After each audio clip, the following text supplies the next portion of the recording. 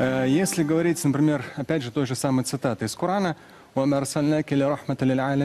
говорит Господь миров, тебя, обращаясь к пророку Мухаммаду, не спаслали для миров в качестве божественной милости.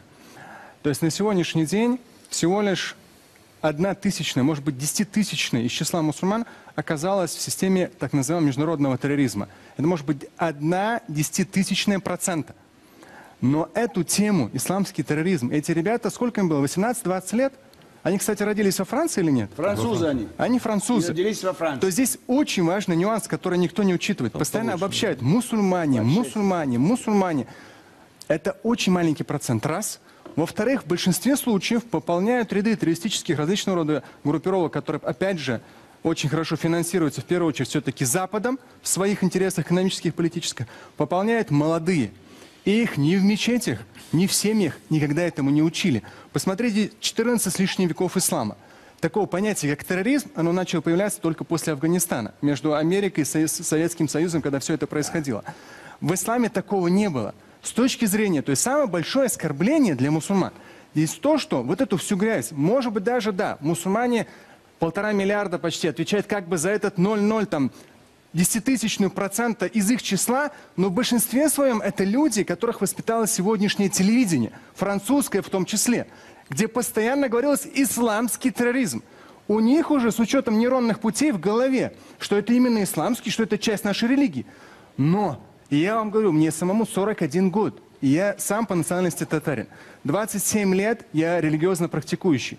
Общался на разных языках с самыми разными культурами. В исламе такого понятия, как терроризм, в Коране четко и ясно сказано, что кто убьет, кто убьет одного человека, неважно какой он национальности, просто вот убьет его, то подобно по греху пред Богом, подобно как убил целое человечество. Никто во Франции эту цитату не проговаривал по телевидению. Если говорили, то только исламский терроризм. А вот такого рода вещи, тоже сам пророк Мухаммад говорил. Верующий человек – это тот, рядом с которым люди, вне зависимости от национальности, вероисповедания, люди чувствуют себя в безопасности.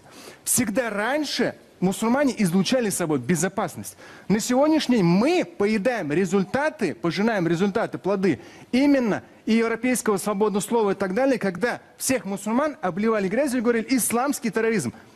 Вроде как Россия, слава богу, Европа нет еще, отстает.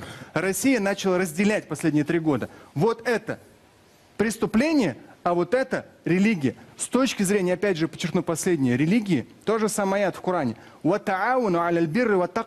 чем уверен, что во Франции ни разу нигде это не цитировали, чтобы воспитывать своих мусульманских французов. В Коране четко сказано, друг другу помогаете. Бир – это любое благо, благостное деяние. Помогайте друг другу в благостных деяниях и в проявлении набожности пред Богом. Набожность – это трепет, это ты когда поступаешь правильно и хорошо. И вы хорошо сказали, справедливо. Но справедливо не с точки зрения преступлений, а с точки зрения благочестия.